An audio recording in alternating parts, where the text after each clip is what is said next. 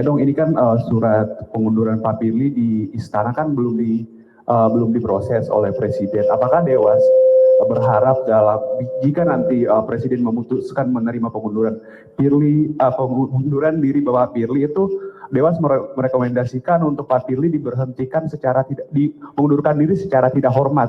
Mengingat tadi putusan Dewas itu kan sudah terbukti sah melakukan melanggaran etik dan tidak menunjukkan sikap teladan.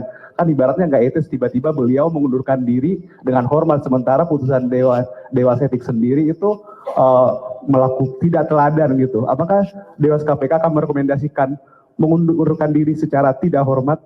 Terima kasih, itu aja Bung. Itu kewenangan Presiden yang akan memberhentikan.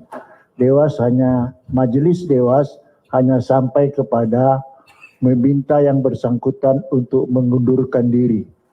Nah, soal apakah nanti hormat tidak hormat, itu nanti Presiden yang menentukan itu. Kami juga barusan pagi tadi sudah terima juga surat yang bersangkutan yang ditujukan kepada Presiden. Tapi sampai sekarang kan Kepresnya belum keluar juga. Ya. Begitu jawabannya saya. Ini pertanyaan singkat sebenarnya. Tadi dalam putusan kan disebutkan bahwa pelanggaran etik berat, tetapi sanksinya adalah meminta untuk mengundurkan diri. Ya. Kenapa Dewas tidak bulat dalam artian menjatuhkan sanksi pemecatan secara tidak hormat, misalnya seperti sebentar Opung, seperti misalnya Propam ketika memutus terkait dengan Sambo gitu. Itu yang pertama. Apakah kemudian pertanyaan berikutnya, apakah di dalam Perdewas itu ada disebutkan misalnya pelanggaran etik berat itu sanksinya apa saja? Karena seperti anti klimaks, Opung. Pak Firly sudah mengajukan pengunduran diri, toh apalagi sanksinya, kan begitu. Jadi kenapa tidak diputus pemecatan secara tidak hormat dari jabatan sebagai Ketua KPK? Dari saya terima kasih, Opung. Ya, itu jawaban saya pertama, karena KPK tidak bisa memecat, ya. Kita Dewan Pengawas tidak punya kewenangan untuk memecat. Yang boleh memberhentikan itu hanya Presiden. Satu-satunya kita hanya suruh dia mengundurkan diri. Nggak bisa kita memberhentikan itu. Nggak ada kewenangan. Nah, dalam peraturan Dewan Pengawas, kalau pelanggaran itu sanksinya yang berat, itu ada dua. Satu, ya, bahwa pendapatan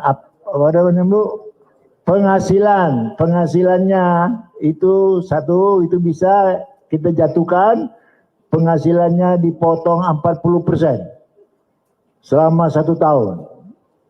Atau yang kedua, disuruh dia mengundurkan diri. Nah, ini yang terberatnya, disuruh mengundurkan diri daripada potong penghasilan 40% selama 1 tahun. Jadi pertanyaanmu itu kenapa tidak bisa dijatuhkan sanksi tidak hormat dan sebagainya?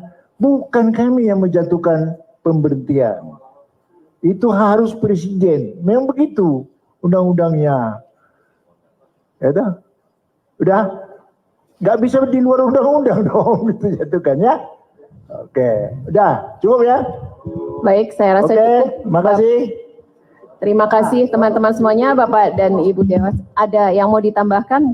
Bu, silakan. Ya, sedikit saya melanjutkan yang tadi ya Mas, yang di sini tadi mana Masnya? Nah,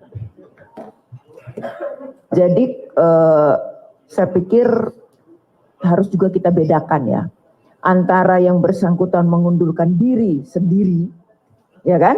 Itu kan diatur dalam pasal 32 memang bisa mengajukan pengunduran diri. Tapi dalam hal ini adalah ada sanksi juga dari Dewan Pengawas untuk diminta dia harus mengundurkan diri. Itu kan beda. Kan? Sendiri mengundurkan diri dengan disuruh mengundurkan diri karena ada sanksi etik. Jadi ini dua hal yang berbeda ya Mas ya. Jadi jangan dipikir, wah anti klimasnya Bu, dia kan sudah mengundurkan diri. Betul, dia sudah mengundurkan diri. Tapi dari Dewan Pengawas juga menjatuhkan dia sanksi etik karena terbukti tadi. Ya. Kemudian sanksinya memang kita tidak bisa sanksi memecat dia karena yang berwenang memberhentikan dia itu ada di Presiden pasal 32 Undang-Undang 19 2019. Sehingga kita minta dia mengundurkan diri, nanti selanjutnya itu diproses oleh Presiden di sana.